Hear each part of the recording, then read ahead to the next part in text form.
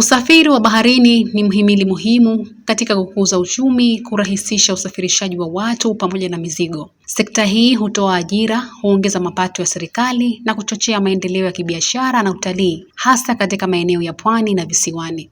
Kwa kutambua umuhimu huo, Naibu Waziri wa Ujenzi na Uchukuzi, Mheshimiwa Badria Atai Masudi, amefanya kikao kazi na wadau wa usafiri wa baharini katika ukumbi wa Mamlaka ya Usafiri Baharini ZMA Malindi, Zanzibar. Lengo la kikao hicho ni kusikiliza changamoto zinazowakabili wamiliki na waendeshaji wa vyombo vya usafiri wa baharini pamoja na kujadili njia bora za kuzitatua. Haya yote mlioyaainisha, mlioyaeleza, mimi binafsi kwa niaba ya wizara, kwa niaba ya waziri, na yachukua na tunakwenda kuyapangia mpango kazi kwa jinsi gani ya kuzitekeleza hizi changamoto ambazo tulizoziainisha hapa.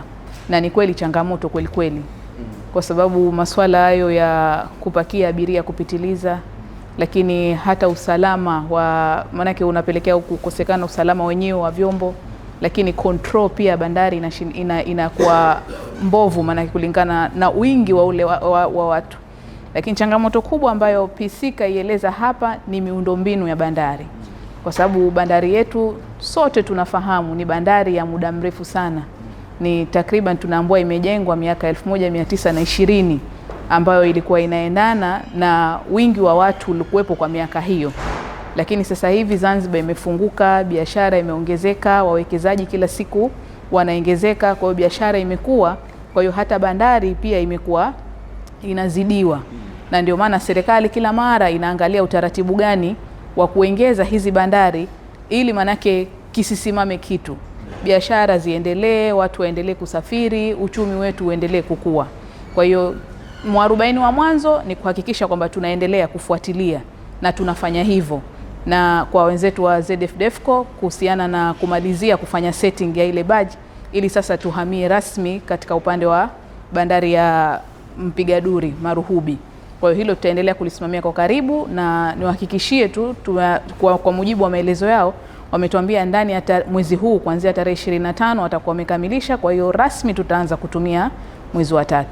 Lakini haya mengine yote ambayo mmetueleza, kwa hiyo tutakaa kikao sisi kwanza, kiwemo uongozi wa wizara, tutakaa tena na ZMT, tutakaa tena na ZPC shirika la bandari kukaa nao, lakini pia na shirika la meli kuanza kuyadigest haya ambayo mmetupa kwa hatua ya awali, tuone tunaondokea vipi.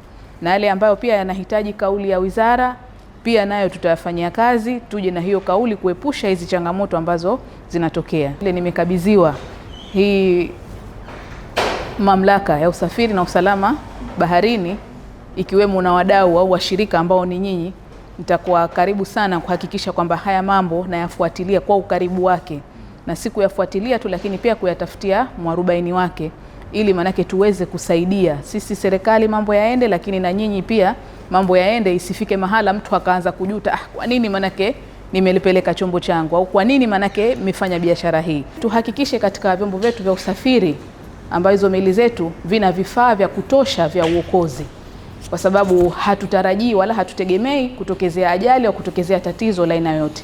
Lakini manake inapotokezea emergency, basi at least vile vifaa vya usalama ndani ya kile boti, ikiwemo life jacket zile viwe vya kutosha ndani ya ile boti, ili kitokezea emergency basi tuweze ku rescue maisha ya watu kwa haraka. Kwa hiyo tuhakikishe kwamba vile vifaa vimo vya kutosha. Tuna taarifa kwamba baadhi ya meli hivyo vifaa si toshelevu, kwa hiyo manake pia tunahatarisha maisha endapo itatokezea hiyo emergency. Lakini tukae tukijua kwamba pia tuzingatie ratiba, kwa sababu kuna na uhakika kwamba DG hivi vyombo vimepangiwa ratiba maalum za usafiri. Natakiwa meli hii labda iende Dar es Salaam kwa muda wa siku ngapi, natakiwa iende Pemba kwa muda gani, labda iende Tanga kwa muda ule. Kwa hiyo tuzingatie zile ratiba pamoja na ule utaratibu uliowekwa, na kukiwa kuna changamoto yoyote katika ule utaratibu wa ratiba, basi tunatakiwa turudi tena tukae chini kwa pamoja tuzungumze ili tukubaliane kwa pamoja na tuondokeane na maazimio ya pamoja. Kwa upande wao, wadau ambao wameshiriki katika kikao hicho wameeleza changamoto wanazokutana nazo katika shughuli zao za kila siku na kuiomba serikali kuendelea kuwapatia ufumbuzi utakaowawezesha kuboresha huduma na kuendeleza sekta ya usafiri wa baharini kwa manufaa ya jamii. Tumekuwa na mavutano makubwa sana ya upande wa terminal. Yaani nikizungumza sehemu ya kufunga hizo boti. Kama tunavyoona kuna sehemu mbili tu za kufungia boti. Na ukiangalia kutoka asubuhi mpaka saa 10 jioni kuna schedule ambazo zisopungua 8 kwa upande wa Zamarini 4 ambazo hizo ni za kawaida, Zanfast 4. Ukitoa schedule nyingine za Pemba. Sasa hizi siku tungeomba ambazo zinatokea kuna meli za kigeni. Tushawahi kufanya. Tuliondoa hapa ugeni tukaupeleka Verde na tukafanya vizuri tu upande wa hapa. Na kule nafikiria wao walifanya vizuri tu, wala hakuna kasoro yote ambayo ilitokezea. Sasa mnapokuja mkatuletea tena ile meli, mkatuletea ugeni pale, mnatuacha tunagombana wenyewe kwa wenyewe. Mwisho wake tunakuwa tuna operation ngumu. Wale abiria hawafahamu kama ile sehemu kwamba ni moja tu ya kufunga. Inapokuja kuna drifting kubwa, abiria wanakuwa wanalaumu ndani ya maboti. Tunakuwa tunapakia abiria kama ng'ombe.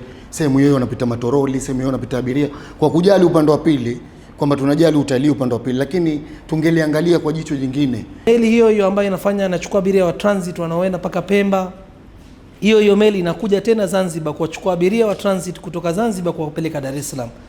Kwa hiyo inatengeneza very very long delays. Mwisho wa siku wale abiria waliosafiri siku hiyo wamechelewa kufika hata safari za kwenda mikoani.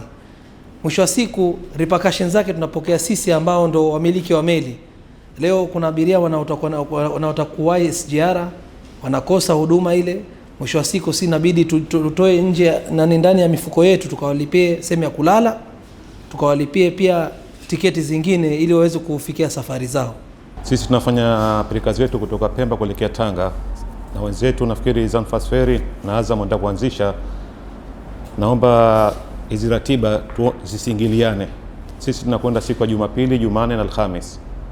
Hasa na wao kama ratiba zao ziko siku nyingine waangalie wa kufanya tu ili tusingiliane tukaja tukavutana wenyewe kwa wenyewe. Na abiria ndo wale na tunatoa huduma kwa abiria. Red Dog tuko mbioni ndugu yangu. Tuna mwekezaji na tushampa eneo Mangapwani.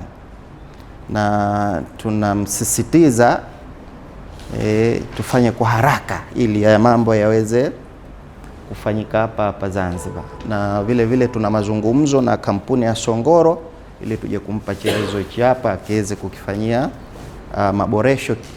Matatizo madogo yatatuliwe hapa Malindi. Kwa hiyo soon nafikiri itakapokuwa amemaliza shughuli zake za Defco kulifanyia ukarabati bagi ili na bagi la Maruhubi, anakuja pale sasa kwa ajili ya kuweka sawa. Kwa mfano boti ziliwahi kupasuka boti tu kidogo ipelekwe Mombasa, muda unapotea, lakini kama zitakuwa zinashughulikiwa hapa nafikiri pia changamoto hii itatatuka. Boti zitapata service kwa wakati. Angel Paul, Asam Online TV.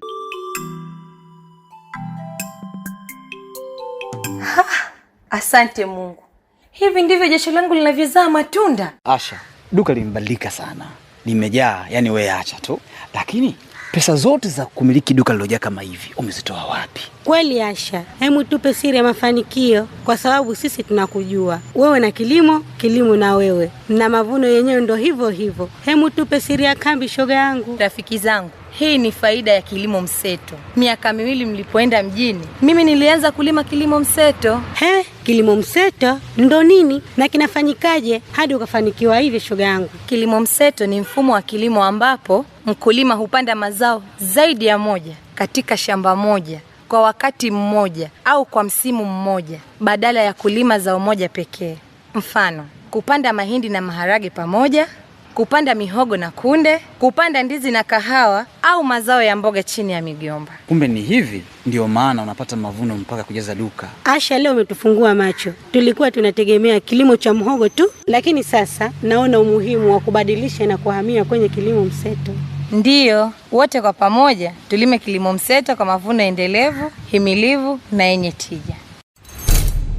Ujumbe huu umeletwa kwenu na Community Forest Pemba, Community Forest International na TAMWA Zanzibar.